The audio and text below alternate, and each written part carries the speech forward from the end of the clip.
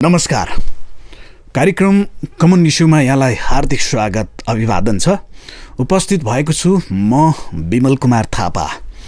कार्यक्रम common issue तपाईले यतिखेर हाम्रो केन्द्रीय स्टुडियो क्यापिटल एफएम 92.4 मेगाहर्ट्जबाट काठमाडौँ र आसपासका जिल्लामा सुनिरहनु भएको छ भने पूर्वाञ्चलमा रेडियो सारङ्गी 101.3 मेगाहर्ट्ज मोरङ अनि पश्चिमाञ्चलमा रेडियो सारङ्गी 93.8 मेगाहर्ट्ज पोखराबाट एकैपटक हामीलाई सुनिरहनु भएको छ।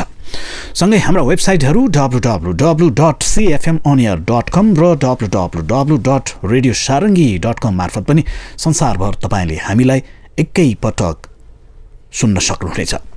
सँगै हाम्रो युट्युब च्यानल क्यापिटल टिभी एचडीबाट पनि तपाईले हामीलाई हेर्न सक्नुहुनेछ।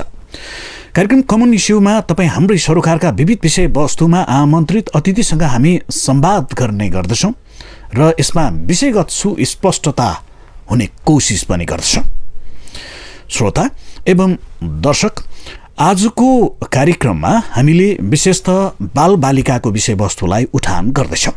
बालबालिकाका विविध क्षेत्रहरूमध्येमा एउटा त्यस्तो क्षेत्र जहाँ बालबालिकाहरूले अत्यन्तै जोखिमपूर्ण श्रम गरिरहेका छन् र उनीहरूले श्रम गरिरहेका विभिन्न क्षेत्रहरूमध्ये पनि शहरी क्षेत्रहरूमा बालबालिकाहरूले के कस्ता श्रम गर्न बाध्य भइरहेका छन् र यस्ता श्रमबाट बालबालिकालाई जोखिम हुनबाट जोगाउनका निम्ति नेपालमा भइरहेका प्रयासहरूका बारेमा पनि आजको श्रृङ्खलामा हामी छलफल गर्दैछौँ र हामीसँग हुनुहुन्छ नेपालकी एकजना अग्रणी बाल अधिकार कर्मी जसले मानव अधिकारका विविध क्षेत्रमा पनि उहाँ क्रियाशील रहँदै आउनुभएको छ। सिबिन नेपालकी कार्यकारी निर्देशक सुम्निमा तुलाधरलाई मैले आजको कार्यक्रममा अतिथिका रूपमा आमन्त्रण गरेको छु। सुनजीवाला स्वागत छ कार्यक्रममा। नमस्ते, धन्यवाद विमलजी। मैले अलिकता पृष्ठभूमि जोड्ने कोसिस मात्रै गरेँ। हजुर, तपाईहरू लामो समयदेखि बाल अधिकार र मानव अधिकार लगायत मानवका हरेक अधिकारको क्षेत्रमा तपाईहरू काम गरिरहनु भएको छ हैन? पछिल्लो पटक मैले अलिकति जोड्न खोजेको विषय चाहिँ शहरी क्षेत्रमा हामीले पछिल्लो पटक हेर्दाखेरि चाहिँ बाल श्रमिकहरू फेरि पनि विविध स्वरूपहरूमा चाहिँ देखिन थालेको छ भनेर हामीले त्यो भोगिरहेका छौँ, अनुभव गरिरहेका छौँ। तपाईहरू त्यही क्षेत्रमा काम गरिराख्नु भएको हिसाबले हेर्दाखेरि चाहिँ अहिले शहरी क्षेत्रमा कुन कुन क्षेत्रमा चाहिँ बालबालिकाहरू श्रमिकका रूपमा काम गरिरहेको पाइन्छ त अहिले? धन्यवाद विमलजी। तपाईँको यो कमन इस्यु प्रोग्राममा बाल श्रमको विषयलाई चाहिँ तपाईँले प्राथमिकता दिनुभयो, त्यसको लागि धन्यवाद।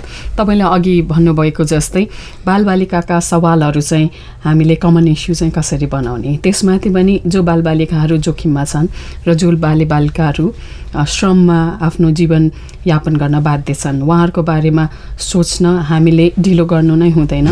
र तपाईँले भन्नुभए जस्तै यो शहरी क्षेत्रको बाल श्रमको कुरा गर्दाखेरि चाहिँ खास गरेर शहरी क्षेत्रहरू र नगरपालिकाहरूमा विभिन्न क्षेत्रहरूमा बालबालिका श्रममा संलग्न छन् र अलिकति निकृष्ट प्रकारको कुरा गर्दाखेरि चाहिँ हामीले सधैँभरि हामी टेम्पो चढ्छौँ होला अथवा माइक्रोबस चढ्छौँ भने त्यो ट्रान्सपोर्टेसनमा चाहिँ बालबालिकाहरूको सहभागिता त्यहाँनिर खलासीको रूपमा अथवा पैसा उठाउने रूपमा त्यो सवारी साधनहरू पखाल्ने रूपमा उहाँहरू संलग्न छन् भने त्यस्तै गरेर खास गरेर भूकम्पपछि जुन किसिमको चाहिँ शहरी संरचनाहरूमा चाहिँ एकदमै बढावा आइराखेको छ, यति धेरै चाहिँ निर्माण कार्यहरू भइराखेको छ, त्यो कार्यस्थलहरूमा खास गरेर ज्यामीको रूपमा कामदारको रूपमा दैनिक ज्यालादारी कामदारको रूपमा काम गर्ने भाइ बहिनीहरू पनि हामीले देख्न सक्छौँ भने त्यस्तै गरेर हामीले पहिल्यैदेखि उठाइराखेको सवाल इटा भट्टाहरूमा बालबालिकाहरू अथवा ढुङ्गाको खानीहरूमा खास गरेर गिटी कुट्ने क्षेत्रमा पनि बालबालिकाहरूको संलग्नता अझै छन्। यसै गरेर शहरी क्षेत्रको अर्को श्रम क्षेत्र भनेको घरेलु बाल श्रमिक हो, जुन हामीले कहिलेकाहीँ देख्दैनौँ होला र देख्नेहरूलाई चाहिँ कतिपयले लाग्छ जो चाहिँ पढे लेखेका नै छन्, सम्भ्रान्त परिवार भनाउँदा नै हुन्छन् र उहाँहरूले बाल श्रमिकहरू राख्नुहुन्छ र उहाँहरूको चाहिँ आफ्नो तर्क के हुन्छ त भन्दाखेरि हामीले कमसेकम खुवाइराखेका छौँ, उहाँहरू गरिब हुनुहुन्थ्यो, हामीले पढाइदिन्छु भनेर ल्याएका छौँ, तर उहाँले देखाएको त्यो सपना त्यो बाचा चाहिँ कतिपय अवस्थामा पुरा भएको छैन र चार दिवारीभित्र जे घट्छ त्यो बालक अथवा बालिकामाथि जो बाल श्रमिक छन् त्यसको हामीले अन्दाजा लगाउन सक्दैनौँ। र सियुएनको बाल हेल्पलाइनमा शहरी क्षेत्रमा काम गर्ने बाल श्रमिकहरूको विभिन्न घटनाहरू दर्ता हुन्छन् र खास गरेर यो ट्रान्सपोर्टेसनमा र हाम्रो शहरी क्षेत्रमा चाहिँ घरेलु श्रमिकको रूपमा रहेका बालबालिकाहरूको दुर्व्यवहारका थुप्रै घटनाहरू आउने गरेको छ। जस्तो यहाँले भन्नुभयो नि, जस्तो बालश्रमको यो विविध स्वरूपहरूमध्येमा चाहिँ शहरी क्षेत्रमा चाहिँ यो अहिले पछिल्लो पटक विशेष त हामी 72 सालको भूकम्प गए पश्चात चाहिँ फेरि एउटा निर्माण क्षेत्रमा पनि बालबालिकाहरू चाहिँ श्रम गर्न थालेका छन् भनेर भनिराखियो भएको छ।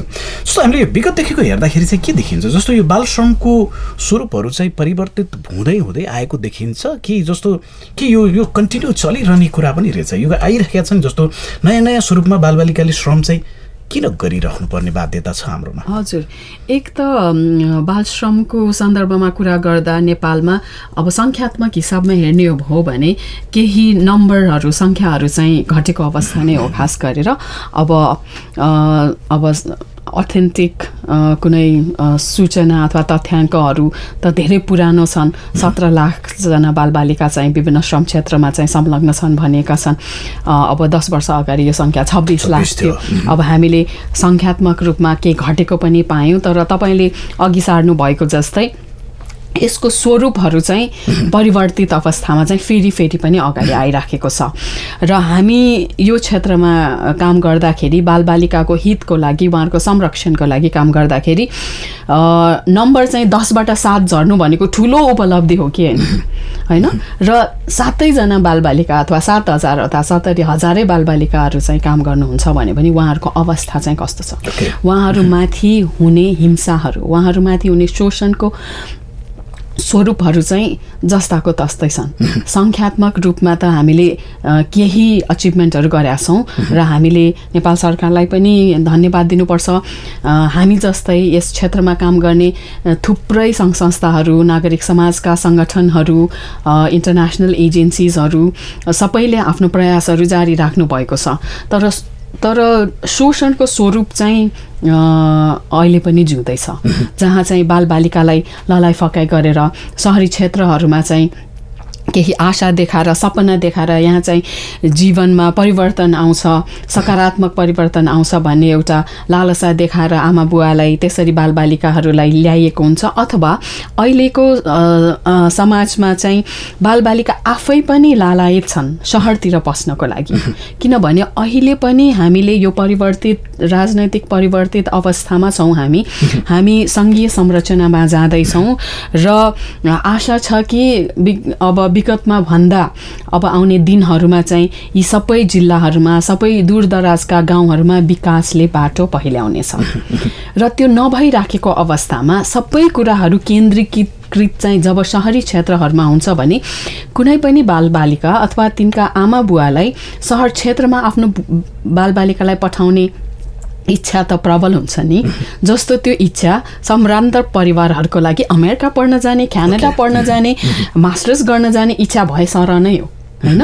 र अर्को अवस्था चाहिँ एउटा पृथक अवस्था अहिले आएर 10-15 वर्ष अगाडि भन्दा के छ त भन्दाखेरि धेरै जसो ग्रामीण क्षेत्रका परिवारहरूमा अहिले पूर्ण छैन परिवारहरू होइन। परिवारहरू चाहिँ विस्थापित छन्, भूकम्पका कारणले विस्थापित भयो अथवा अहिले जुन किसिमको चाहिँ यो श्रमको कारणले बसाइसराईको चाहिँ प्रक्रिया छ, खास गरेर विदेशमा जाने जुन क्रम छ श्रमको लागि होइन, वैदेशिक रोजगारको लागि जुन जाने क्रम छ, त्यसको कारण चाहिँ घरमा कि चाहिँ परिपक्व होइन हजुरआमा हजुरबुवा र महिलाले चाहिँ घर चलाउनु पर्ने अवस्था भयो। धेरै जसो घरहरूमा चाहिँ पुरुषहरू जो चाहिँ कमाउने उमेरका छन्, रोजगार पाउने उमेरका छन्, उहाँहरू चाहिँ विदेशमा हुनुहुन्छ र बालबालिकाहरूलाई चाहिँ आमा बुवा सबै मिलेर चाहिँ पालन पोषण गर्नु र एक्लै एकजना आमाले पालन पोषण गर्नु र कतिपय अवस्थामा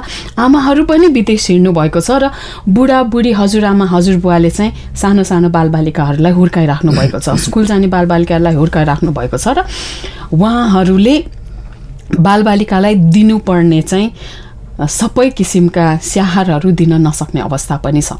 यो सबैको कारण पनि अब सहरी क्षेत्रतिरको आकर्षण फेरि पनि बढ्दो नै छ र सहरी क्षेत्रमा आएपछि सबैलाई लाग्दछ कि यहाँनिर केही न केही त आशा होला, राम्रो हुने होला, टेलिभिजन हुन्छ होला, गाडी हुन्छ होला, राम्रो घरमा बस्न पाइन्छ होला अथवा राम्रो विद्यालय पढ्न पाइन्छ होला। तर त्यो सबै सपनाहरूमा चाहिँ वास्तवमा कुठाराघात नै हुन्छ, किनभने जब त्यहाँनिर शोषण हुन्छ। जस्तो अहिले यहाँले एउटा सन्दर्भ उठाउनु पनि, जस्तो हामी एउटा राजनीतिक परिवर्तनबाट मुलुक चाहिँ एउटा सङ्घीय संरचना अब हामी गएका छौँ।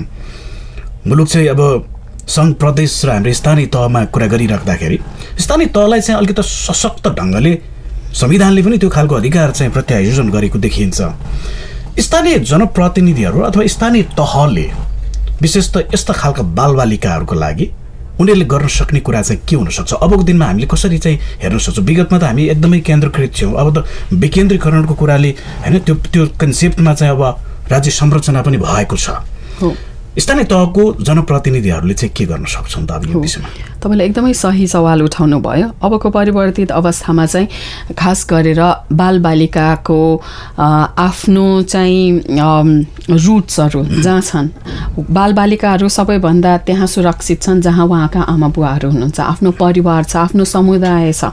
समुदायले, परिवारले सबैले उहाँहरूलाई संरक्षक चाहिँ प्रदान गर्ने हो, उहाँहरूले माया पाउने होइन, लाड प्यार पाउने, उहाँहरू चाहिँ कसैको चाहिँ नराम्रो नजरमा नपर्ने अवस्था भनेको त्यही नै हो। त्यही भएर सकेसम्म बालबालिकाहरूको चाहिँ यो अमर्यादित क्षेत्रहरूमा उहाँहरू चाहिँ नधकेलियोस्, श्रमको क्षेत्रमा, शोषणको क्षेत्रमा नधकेलियोस् भन्नलाई अब मेरो विचारमा हामीले परिवारको जिम्मा हो भनेर मात्र छोड्न पाउँदैन।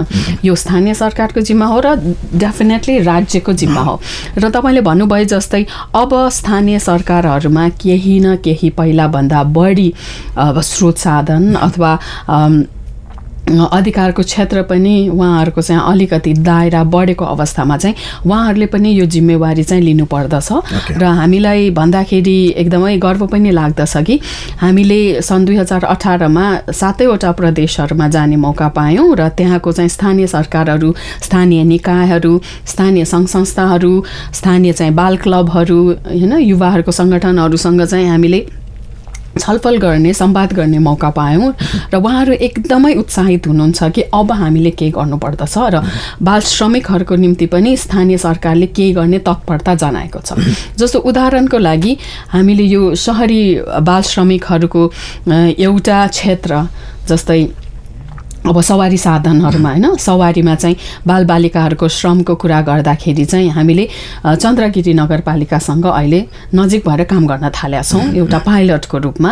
र त्यहाँनिर भएका सबै 15वटा वडाहरूसँग पनि हामी नजिक भएर काम गरिराखेका छौँ र सबै वडा अध्यक्षहरू यति धेरै चाहिँ उत्साहित हुनुहुन्छ र केही गर्छु भन्ने उहाँहरूमा भावना देखेका छौँ, जुन हामीलाई एकदमै हर्षको विषय भएको छ। र उहाँहरूले मात्रै म गर्छु र हामीलाई साथ दिने मात्रै होइन, त्यो क्षेत्रमा काम गर्ने, जस्तै अब यो निर्माणको क्षेत्रमा अथवा कतिवटा घर बनिराखेको छ, त्यहाँ कतिवटा चाहिँ होइन ठुलो ठुलो संरचनाहरू बनिराखेको छ, त्यसपछि कलङ्कीपछि थानकोटसम्ममा कति मिनी बस, कति बसहरू, लामो दूरीका गाडीहरू जान्छन् भने त्यहाँबाट जाने, त्यहाँ चाहिँ सञ्चालन हुने सवारी साधनहरूमा चाहिँ कमसेकम बालबालिकाहरूको शोषण नहोस्, बालबालिकाहरू नहोस् भनेर उहाँहरू केही गर्नलाई चाहिँ आतुर हुनुहुन्छ। र भविष्यमा हामीले सोचे जस्तो उहाँहरूले चाहिँ आफ्नो केही स्रोत साधनलाई पनि त्यहाँनिर राख्नको लागि उहाँहरूले चाहिँ प्रतिबद्धता जनाइदिनु भयो भने त्यो चाहिँ दिएको हुन्छ। किनभने त्यस क्षेत्रका बालबालिका अथवा सबै क्षेत्रका बालबालिका आफ्नो क्षेत्रलाई एउटा अब आजकल बाल मैत्री नगरपालिका क्षेत्र बनाउने हो भने त उहाँहरूको त बाल श्रमिकलाई सम्बोधन गर्ने सबैभन्दा पहिलो चाहिँ जिम्मेवारी पनि हुन आउँदछ। त्यो जस्तो तपाईँले अहिले भन्नुभयो नि, जस्तो तपाईँले जहाँ चाहिँ एउटा पाइलटको रूपमा चाहिँ एउटा प्रोजेक्टको रूपमा काठमाडौँको चन्द्रगिरी नगरपालिकामा चाहिँ तपाईँले सुरुवात गर्नुभएको छ। स्वाभाविक हिसाबले तपाईँले भनिराख्नु भएको छ कि चन्द्रगिरी नगरपालिकाका जनप्रतिनिधिहरू यो विषयमा चाहिँ अत्यन्तै उहाँहरू सकारात्मक हुनुहुन्छ। सामान्यतया जस्तो हामीका एक खालको सामान्यतया एउटा आक्षेप जस्तो पनि देखिन्छ कि सामाजिक गैर सरकारी सङ्घ संस्थाहरूले जसरी काम गरिरहेछ त्यसमा सरकारका निकायहरू भनौँ अथवा अहिले त अब स्थानीय तह नै भनौँ उहाँहरूको बिचमा चाहिँ अलिकता सामञ्जस्यता हुन नसक्दाखेरि कहिलेकाहीँ यी खालका कार्यक्रमहरू जो चाहिँ राज्यले गर्नु पर्थ्यो राज्यले इनिसिएसन लिन नसकेको हो कि जस्तो पनि देखिन्छ। त्यसमा चाहिँ अहिले कस्तो छ जस्तो तपाईँले जहाँ प्रोजेक्ट गरिराख्नु भएको छ त्यहाँ त सकारात्मक छ। यो विषय त फेरि चन्द्रगिरी नगरपालिकाको मात्रै त होइन अन्य थुप्रै ठाउँमा छ। कतिको सकारात्मक पाउनु भएको छ उहाँहरू आफैले यसलाई कसरी बुझिराख्नु भएको पाइन्छ अहिले पछिल्लो पटक हेर्दाखेरि? मेरो विचारमा अब नागरिक समाजका सङ्घ संस्थाहरूले पनि आफ्नो काम गर्ने एउटा सोचलाई ठुलो दायरामा ल्याउनै पर्दछ र तपाईँले भन्नुभयो नि नेपालका बालबालिकाका कुनै समस्या कुनै पनि विषयवस्तुका कुराहरू भनेको त राज्यको नै दायित्व हो। सर्वप्रथम त राज्यकै दायित्व हो र राज्यलाई सहयोगी भूमिका निभाउने काम मात्रै सामाजिक सङ्घ संस्थाकोहरू एनजिओकोहरू हो र प्रोजेक्टहरूको हो र हामी पनि नेपालको सबैभन्दा पहिलो बाल अधिकारवादी संस्था भएको नाताले पनि हामी कुनै पनि प्रोजेक्टको समयभित्र गरिने कामलाई मात्रै काम मान्दैनौँ। प्रोजेक्टले त एउटा कामको सुरुवात गर्छ तर त्यसको दिगोपनाको लागि चाहिँ हामीले स्थानीय सरकार अथवा केन्द्रको सरकार अथवा हामी आफै पनि त्यसमा चाहिँ निरन्तर चाहिँ लागिराख्नु नै पर्दछ र भन्नुपर्दा सिविनको काम गर्ने हाम्रो जुन चाहिँ किसिमको चाहिँ कार्यविधि छ हामीले कहिले पनि 1 वर्षको लागि मात्र एउटा विषयमा काम गर्ने 3 महिनाको लागि प्रोजेक्ट गर्ने त्यो त हामी गर्दैनौँ। जस्तो चन्द्रगिरीमा हामीले काम थाल्यौँ भने चन्द्रगिरीका चाहिँ हाम्रा मेयरज्यूहरूसँग हामीले संवादहरू सुरु गरेका छौँ भर्खरै र उहाँहरूले केही गर्ने चाहिँ हामीलाई प्रतिबद्धता जनाउनु भएको छ जसको निम्ति हामी धेरै धन्यवाद दिन चाहन्छौँ। र तपाईँले भन्नुभयो यो विषयवस्तु त सबै क्षेत्रमा छ भनेपछि हामी त्यो डेफिनेटली अरू क्षेत्रहरूमा पनि यो विषयहरूलाई चाहिँ अगाडि सार्ने प्रयासमा छौँ र सिविनले चाहिँ बाल हेल्पलाइन पनि सञ्चालन गर्दछ भने यो त निरन्तर चल्ने कार्यक्रम हो र जुनसुकै क्षेत्रमा शहरी क्षेत्रका जुनसुकै कार्यस्थलमा अथवा यो यातायातकै सवारीकै क्षेत्रमा पनि बालबालिकाहरू संलग्न छन् उहाँहरूलाई कुनै पनि किसिमको सहयोग चाहिन्छ। उहाँहरूको चाहिँ उद्धार हुनुपर्ने हो कि उहाँहरूलाई घर पठाउने हो कि आमा बुवालाई चाहिँ होइन भेटघाट गराउनु पर्ने हो कि उहाँहरूलाई चाहिँ केही स्वास्थ्यको सहयोग चाहियो भने पनि बाल हेल्पलाइनको मार्फतबाट यो सहयोग त निरन्तरै जान्छ। अहिले जस्तो तपाईँले भनिराख्नु भएको छ नि जस्तो पछिल्लो पटक कुरा गर्दाखेरि सहरी क्षेत्रमा भएका बाल श्रमका निकृष्ट स्वरूप भनौँ न त्यसको लागि तपाईँहरू लक्षित गरेर तपाईँले यो कार्यक्रम अथवा यो प्रोजेक्ट चाहिँ सुरु गरिराख्नु भएको छ यो परियोजना अगाडि बढाइराख्नु भएको छ। सामान्यतया जस्तो अहिले हामीले यो चाहिँ भन्न सक्छौँ कि तपाईँ सहरी क्षेत्रमा चाहिँ अलिकता बाल श्रमको स्थितिमा अलिकता त्यसले नकारात्मक स्वरूप ग्रहण गर्दैछ भन्ने हिसाबले तपाईँले यो गरिराख्नु भएको छ कि अथवा यो ग्रामीण क्षेत्रमा पनि यस्ता खालका समस्याहरू अलि देखिरहेछन् यो सहरमै चाहिँ अलिकति केन्द्रित हुनुको कारण चाहिँ के हो खास? हो हामीले सिविलले यो एउटा प्रोजेक्ट मात्रैको हिसाबमा गरिराखेको होइन। ओके हाम्रो त कार्यक्षेत्र नै हो होइन। हामी बाल श्रमिकहरूसँग निरन्तर र लगातार काम गरिराखेका छौँ र सहरी क्षेत्रमा हामीले सुरुदेखि नै हामीले काम गर्दै आइराखेका छौँ। काठमाडौँका सडकका बालबालिकाहरूसँग काम गर्ने सबैभन्दा पहिलो संस्था पनि हामी नै हौँ र त्यो काम हामीले 30 वर्षसम्म लगातार अहिलेसम्म विभिन्न स्वरूपमा हामी गर्दै आइराखेका छौँ। थुप्रै चाहिँ सफलताहरू हासिल गरेका छौँ। त्यस्तै गरेर अब सहरी क्षेत्रमा किन कन्सन्ट्रेट भयो त भन्दाखेरि तपाईँले भन्नुभयो जस्तै ग्रामीण क्षेत्रमा पनि बाल श्रमिकहरू छन् तर अहिले जुन चाहिँ परिवर्तित समयमा चाहिँ सहरीकरणहरू भइराखेको छ सहर केन्द्रित धेरै विकास भइराखेको छ अनि सहरमा आउने होइन माइग्रेसनको ट्रेन्ड पनि बढ्दो छ र सहरमा आएर काम गर्दाखेरि चाहिँ घरमा आफ्नै आमा बुवासँग त्यो खेतमा काम गर्नु भन्दा निकै फरक छ। त्यहाँ आफ्नो आमा बुवा हुन्छ आमा बुवासँग बस्न पाउँछ 2 छाक होइन 1 छाकै भए पनि त्यो मायाले खान पाइन्छ। तर जब सहरमा केन्द्रित हुनुहुन्छ नि बाल श्रमिकहरू उहाँहरूको चाहिँ एउटा जरा नै चुडिएको जस्तो हुन्छ। उहाँहरूको त्यो सेफ्टीको दायरा उहाँहरूको चाहिँ सुरक्षाको दायरा एकदमै कमजोर हुन थाल्छ जब चाहिँ अब 12 वर्षको 13 वर्षको भाइ अथवा बहिनीले आफ्नो जिम्मा आफै लिनुपर्दछ अनि काममा जाँदाखेरि अब आर्थिक शोषण उहाँलाई जति तलब दिन्छु भनेको त्यो तलब दिएको हुँदैन त्यो तलबको लागि उहाँले नेगोसिएसन गर्ने त्यो चाहिँ उहाँसँग चाहिँ पावर नहुन सक्दछ त्यसपछि अर्को चाहिँ भल्नरेबिलिटी अर्को जोखिम अवस्था भनेको चाहिँ धेरै जसो शहरमा केन्द्रित बाल श्रमिकहरूको चाहिँ मानसिक पीडा त छँदैछ आमा बुवासँग बिछोडेर बस्नुपर्ने त्यहाँको गाली गलोज त्यस्तो हिंसा छ भने यौन हिंसाले पनि कतिपय भाइ बहिनीहरू पीडित भएको पाइन्छ जस्तो यो शहरी क्षेत्रको मात्रै मैले कुरा गर्न खोजिनँ कि जस्तो श्रमकै कुरा गर्दाखेरि हामीले अत्यन्तै कहरी लाग्दो अवस्था छ भनेर हामीले भनिरहेका छौँ होइन बालबालिकाहरू श्रम गरिरहेका छन् हाम्रो विविध क्षेत्रहरूमा शहरी क्षेत्रमा चाहिँ अहिले अर्को स्वरूपमा चाहिँ परिवर्तन भएको छ यद्यपि बालबालिकाले काम गरिरहेछन्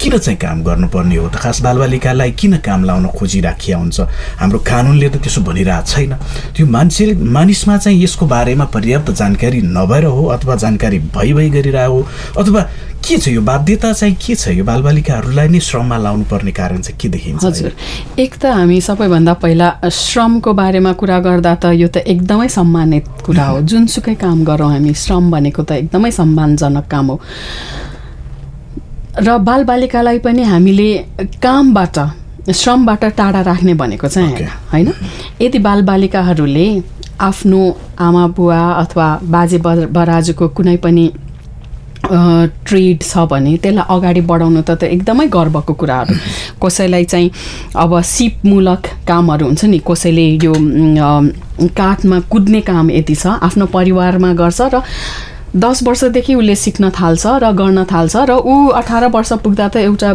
एकदमै दक्ष कलाकार बन्न सक्दछ त्यस्तो काम त्यस्तो श्रम त एकदमै हामीले प्रवर्धन गर्नुपर्दछ त्यसपछि घरमा आमा बुवालाई सघाउने होइन बारीमा सघाउने हामी के अरे गाई बाख्रा हेर्न जाने घाँस दाउरा ल्याउने त्यो श्रम पनि हामी मान्य नै मान्छौँ तबसम्म जबसम्म बालबालिकाको चाहिँ आधारभूत अधिकारको हनन हुँदैन तर यस्ता श्रमहरू जहाँ चाहिँ बालबालिकाको शोषण हुन्छ बाल श्रम शोषण हुन्छ त्यो चाहिँ हामीलाई मान्ने छैन जहाँनिर बालबालिकालाई श्रमको नाममा चाहिँ हिंसा हुन्छ श्रमको नाममा बालबालिकाले परिवारबाट बिछोड्नुपर्छ उहाँहरूको शिक्षामा चाहिँ होइन अडचन आउँछ भने त्यो श्रमले कहिले पनि बालबालिकाको विकास गरेको छैन र वास्तवमा हामीले हेर्ने हो भने बालबालिका किन श्रममा छन् भन्दा आमा बुवाहरू बालबालिकाका चाहिँ अभिभावकहरू चाहिँ बेरोजगार हुनुहुन्छ र यो बेरोजगारीको कारणले यदि एकजना बालक अथवा बालिकालाई श्रम लायो भने घर चल्छ भन्ने हाम्रो जुन मान्यता छ त्यो चाहिँ एकदमै नकारात्मक मान्यता छ किनभने एकजना आमा र बुवाले रोजगारी पायो भने बालबालिका विद्यालय जान पाउने भयो माया संरक्षण पाउने भयो तर आमा बुवा चाहिँ बेरोजगार अनि 12, 13, 14 वर्षको चाहिँ भाइ अथवा बहिनीले काम गरेर घर चलाउनु पर्छ भने त्यो त हाम्रो देशको लागि खासमा राज्यको लागि लज्जास्पद कुरा हो र किन बालबालिकालाई अझै पनि अहिलेसम्मको कुरा आउँदाखेरि त धेरै जागरणहरू पनि आइसकेको छ सबैलाई थाहा छ बालबालिकाको शोषण गर्नुहुन्न बालबालिमाथि हिंसा गर्नुहुन्न दुर्व्यवहार गर्नुहुन्न भन्ने कुरा त अहिले खास गरेर धेरै जसो मानिसहरूलाई थाहा छ तर जस्तो हामी काठमाडौँको कुरा गरौँ कसले बाल श्रमिक राखेको छ हेर्नुहोस् न घरहरूमा नपढेको छ र त्यो निरक्षर हुनुको कारणले राखेको हो र त्यो चाहिँ सूचना नहुनुको कारणले चेतना नहुनुको कारणले फाइदाको लागि जब श्रमको शोषणको कुरा आउँछ नि एकजना तपाईँ 22 वर्षको चाहिँ घरेलु श्रमिक राख्नुहोस् उहाँको तलब उहाँलाई बिदा दिनुपर्ने होला उहाँले केही सुविधा खोज्नुहुन्छ होला र तपाईँ राख्नुहोस् एकजना 12 वर्षको चाहिँ एकजना बाल श्रमिक जसलाई तपाईँ यो वयस्कलाई दिएको भन्दा 5 गुणा कम तलब दिनुहुन्छ स्कुल पठाउने नाममा यत्तिकै नजिकको हो कि होइन जस्तो स्कुल पठाउनुहुन्छ त्यसपछि जाँच दियो दिएन पास गर्यो गरेन त्यहाँ के भयो केही छैन र कामको बोझ बिहान 6 बजेदेखि राति 10 बजेसम्म भनेपछि फाइदाको लागि Okay. मानिसहरूले खास गरेर आर्थिक चाहिँ फाइदाको लागि नै रोज्ने हो र खास गरेर बालबालिकाहरूलाई चाहिँ आफ्नो कन्ट्रोलमा राख्न सकिन्छ, अधीनमा राख्न सकिन्छ भनेर। त्यही भएर यो हाम्रो समाजमा व्याप्त चाहिँ जुन एकदमै अस्वस्थ चाहिँ शक्तिको संरचना छ नि, पावर रिलेसन्सहरू हो, त्यो कारणले पनि हो। कसरी एकजना बालक अथवा बालिकालाई तपाईँ दबाएर राख्न सक्नुहुन्छ, जुन तपाईँ 25 वर्षको एकजना श्रमिकलाई राख्नुहुन्न। मेबी 25 वर्षको एकजना श्रमिक त कुनै ट्रेड युनियनको मेम्बर होला, उहाँलाई तपाईँले गाली गर्नुभयो अथवा तलब दिनु भएन भने उहाँको ट्रेड युनियनले उहाँलाई साथ दिला। तर बालबालिकालाई 12 वर्षको 14 वर्षको भाइ अथवा बहिनीलाई चाहिँ त्यो चाहिँ हक छ कि छैन, उहाँहरूले त्यो आवाज उठाउन सक्नुहुन्छ कि हुँदैन। हो त्यही कारणले पनि आफ्नो अधीनमा राख्नको लागि पनि बाल श्रमिकहरूको प्रयोग गरिन्छ। यो जस्तो सामान्यतया जस्तो कानुनले पनि भनिरहेको छ, नीतिगत हिसाबले पनि भनिरहेको छ होइन, पोलिसीहरू पनि बनेको देखिन्छ, बाल श्रम चाहिँ प्रयोग गर्न हुँदैन, यो चाहिँ गैर कानुनी हो होइन, यो अवैध हो भनेर त्यसरी भनिएको छ। यद्यपि बाल श्रमका स्वरूपहरू हाम्रो समाजमा अझै पनि व्याप्त देखिन्छ। सामान्यतया जस्तो यो बाल श्रम न्यूनीकरण गर्न अथवा यसलाई रोकथाम गर्न, कम्प्लिटली यसलाई रोकथाम नै गर्न अहिले नसकेला, तर न्यूनीकरण गर्न सकिएला। तर त्यो गर्नको लागि यो कानुन मात्रै कुरा महत्त्वपूर्ण हुने रहेछ कि अथवा अरू कारणहरूले पनि यसलाई चाहिँ हामीले गर्न सकिने रहेछ? के देखिन्छ अहिले नेपालको सन्दर्भमा, के देखिन्छ अहिले खास? बाल श्रमको न्यूनीकरणको लागि कानुन एकदमै महत्त्वपूर्ण छ र नेपालमा चाहिँ धेरै प्रगतिशील कानुन पनि छ। अहिले भर्खरै भएको चाहिँ जुन बाल अधिकारको कानुन छ, त्यसमा जुन चाहिँ अमेन्डमेन्ट भयो, त्यसले त धेरै राम्रो कुराहरू अगाडि सारेको छ होइन। 18 वर्षसम्म बालबालिकाको उमेरलाई तय गरेको छ भनेपछि त राम्रो चाहिँ पहल आएको छ कानुनी सन्दर्भमा। तर त्यो कानुनलाई व्यवहारमा उतार्नको लागि जुन संरचनाहरू चाहिँ चुस्त दुरुस्त हुनुपर्दछ, त्यो चाहिँ हामीसँग छैन। र संरचनाहरू भएका संरचनाहरू पनि अहिले त अलिकति अन्यलमै छ। जस्तो महिला बालबालिका तथा ज्येष्ठ नागरिक मन्त्रालय अन्तर्गत केन्द्रीय बाल कल्याण समिति छ र त्यसको चाहिँ अहिले रोल के हो भन्ने कुरामा चाहिँ अहिले अन्यलै छ। त्यही भएर नेपालमा चाहिँ खास गरेर अब बाल संरक्षणको लागि जुन किसिमको चाहिँ संरचना गाउँ गाउँमा पुगेको थियो, त्यसमा पनि अलिकति अन्यलता नै छ। अनि यसपछि र कानुन त बन्यो, तर यति धेरै श्रम क्षेत्रहरू छन् र त्यो श्रम क्षेत्रहरूमा बालबालिकाको अवस्था, बालबालिका छन् कि छैनन्, त्यो अनुगमन गर्ने निकाय श्रम विभाग हुन सक्दछ। र श्रम विभागमा चाहिँ कतिजना लेबर मोनिटरहरूले चाहिँ यो कामहरू गर्न भ्याउनुहुन्छ, निकै थोरै सङ्ख्यामा उहाँहरू हुनुहुन्छ। भनेपछि त्यो सबै जिम्मेवारी चाहिँ राज्यले वहन गर्न नसकेको अवस्था छ। खास गरेर सबै बालबालिकाको चाहिँ जोखिमको अवस्थासम्म उहाँहरूको पहुँच पुगिराखेको छैन। त्यो कारणले पनि कानुनमा भएका राम्रा कुराहरूलाई पनि हामीले चाहिँ भोग्न पाइराखेका छैनौँ, बालबालिकाले भोग्न पाइराखेको छैन। र यसको लागि सबैभन्दा एउटा राम्रो प्रयास भनेको त हामी जनसाधारणबाट पनि हुन सक्दछ। सधैँभरि कानुनले आएर कुर्ने अथवा सरकारले केही गरिदेला भनेर मात्रै कुरेर बस्यो भने त जिन्दगी बित्छ। त्यही भएर हामी आफै चाहिँ जागरुक हुनु पर्यो। यदि हामी सबैले पनि बालश्रमहरू देख्यौँ भने त्यसको कमसेकम चाहिँ रिपोर्ट गरिदिनु पर्यो। प्रहरीमा रिपोर्ट गर्न सक्नुहुन्छ एउटा होइन। घटनाहरू यदि चरम किसिमको शोषण छ भने बाल हेल्पलाइनको पैसा नलाग्ने फोन 1098 छ। हामी नेपाल सरकारसँगै मिलेर यो चाहिँ संरचना चलाउँछौँ भनेपछि हामी आफूले पनि आफ्नो ठाउँबाट के गर्न सक्छौँ त्यो पनि हुनु पर्यो। त्यसपछि जसले बालबालिकालाई चाहिँ श्रममा राख्छ होइन, सानोतिनो चाहिँ व्यापारिक केन्द्रहरू होला अथवा पढे लेखेकै मानिसहरू पनि हुन्छन् भने उहाँहरू चाहिँ अवेर हुनु पर्यो। अब अवेरनेस गाउँ गाउँमा होइन, मेरो विचारमा जसले चाहिँ बालबालिकाको श्रम शोषण गर्नुहुन्छ उनीहरूलाई चाहिँ हामीले अवेर गर्नु पर्यो होइन। र बिजनेसहरू पनि हामीले चाहिँ एउटा मर्यादित एउटा व्यापार कसरी चलाउँछौँ Okay. त्यो चलाउने कुराहरूमा अब हामी करप्सन नगर्ने, ट्याक्स तिर्ने भनेको जस्तै बालबालिकालाई श्रममा नराख्ने भन्ने प्रतिबद्धता चाहिँ पहिलो नम्बरमा आउनु पर्यो।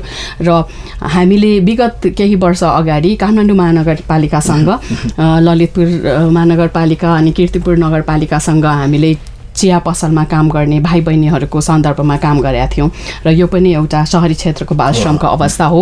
र हामीले काम गर्दाखेरि काठमाडौँ महानगरपालिकाले चिया पसलहरू जब नगरपालिकामा वडामा चाहिँ दर्ता हुन्छन् नि, हो त्यो दर्ता गर्ने कागजमै मेरो चिया पसलमा, मेरो रेस्टुरेन्टमा, मेरो होटलमा चाहिँ बाल श्रमिक राख्ने छैन भन्ने प्रतिबद्धता लिएपछि, त्यो साइन लिएपछि मात्रै उहाँहरूलाई स्वीकृति गर्नुहुन्थ्यो भने राम्रो कामहरू पनि थुप्रै भएको छ नगरपालिकाहरूबाट, स्थानीय निकायहरूबाट, जुन चाहिँ अन्य नगरपालिकाहरूले पनि मनन गर्नुपर्दछ। अहिले जस्तो हामी सबैजना अलिकति उत्साही हुनुपर्ने अवस्था पनि होला। जस्तो स्थानीय तहमा जनप्रतिनिधिहरू लामो समयको एउटा अन्तरालपछि होइन, लामो समयको ग्यापपछि जनप्रतिनिधिहरू आउनु भएको छ, जननिर्वाचित जनताका प्रतिनिधिहरू।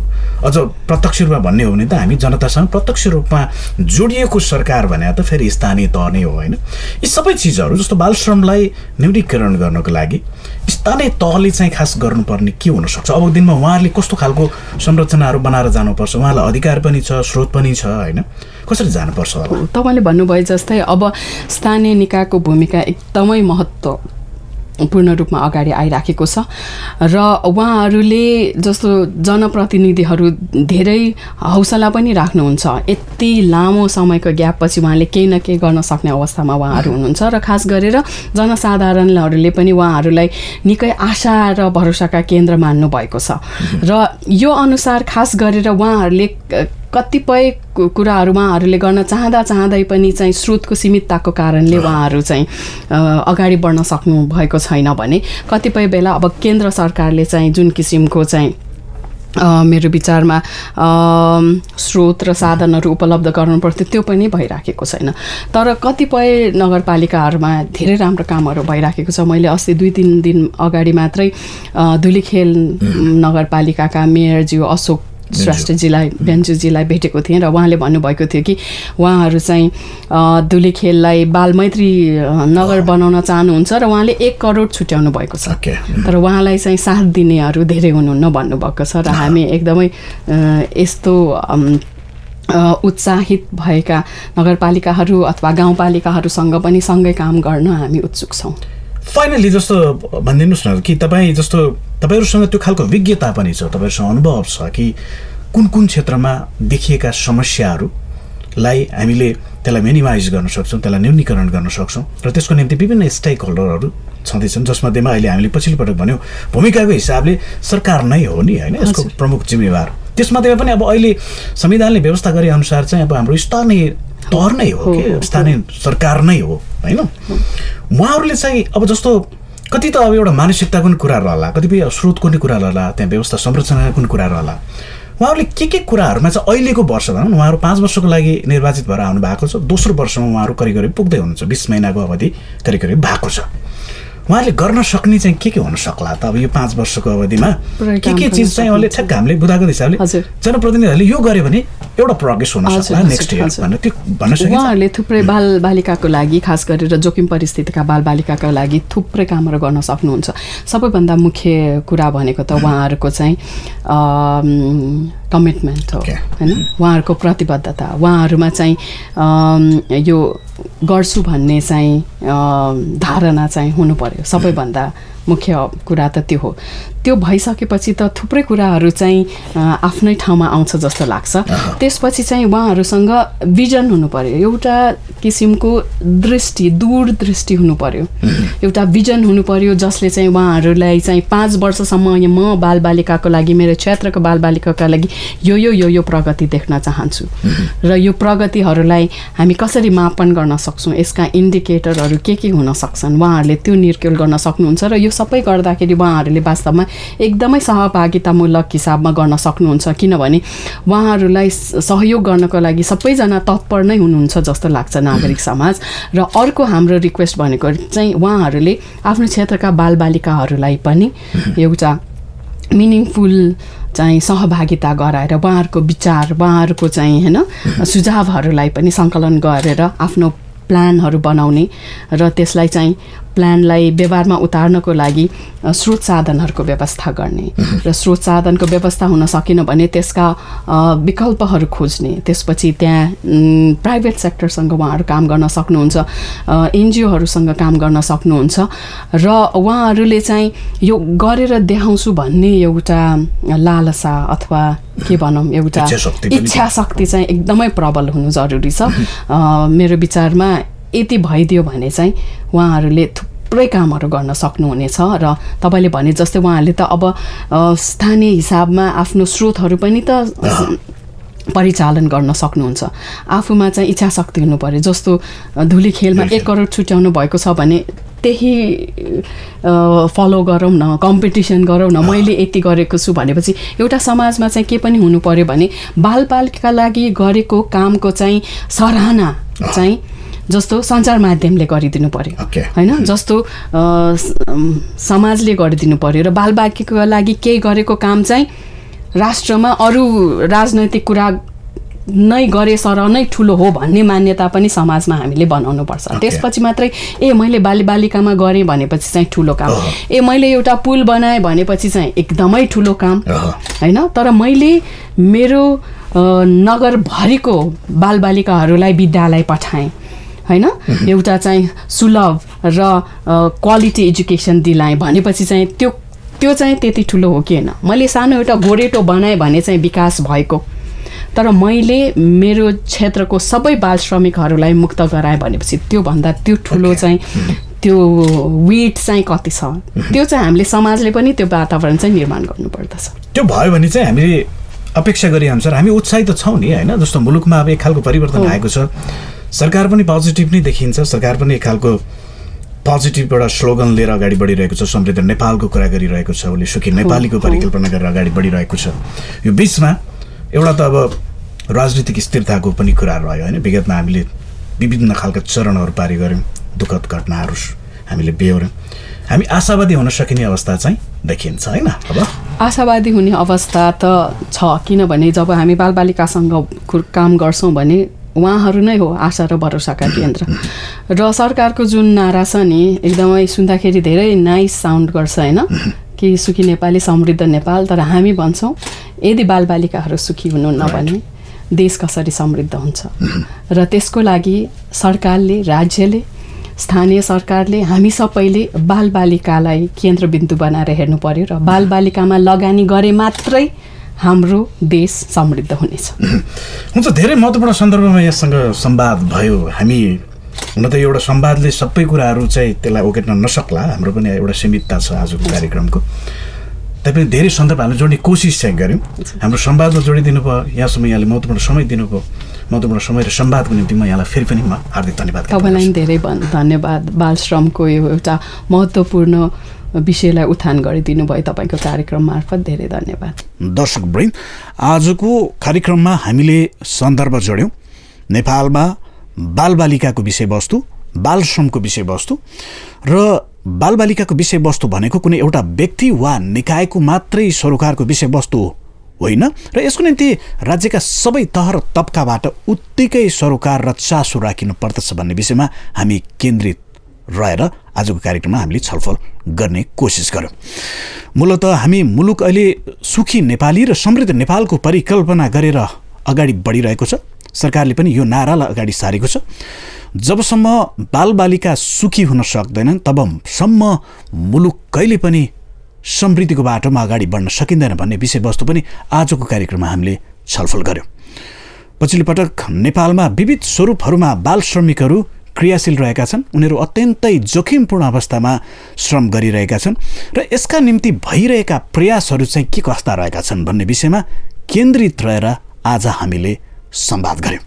हामीसँग हुनुहुन्थ्यो सिभिल नेपालकी कार्यकारी निर्देशक सुम्निमा तुलाधर, जसले नेपालमा बाल अधिकारको क्षेत्रमा लामो समयदेखि क्रियाशीलता देखाउँदै आउनुभएको छ। सुम्निमा तुलाधरसँग आज हामीले संवाद गऱ्यौँ। आजको श्रृङ्खला यति नै। आगामी हप्ता हामी नयाँ विषयवस्तुका साथ फेरि पनि उपस्थित हुनेछौँ। तबसम्मका लागि हामी सबैलाई बिदा दिनुहोस्। क्यापिटल टिभी हेर्दै रहनुहोला। नमस्कार।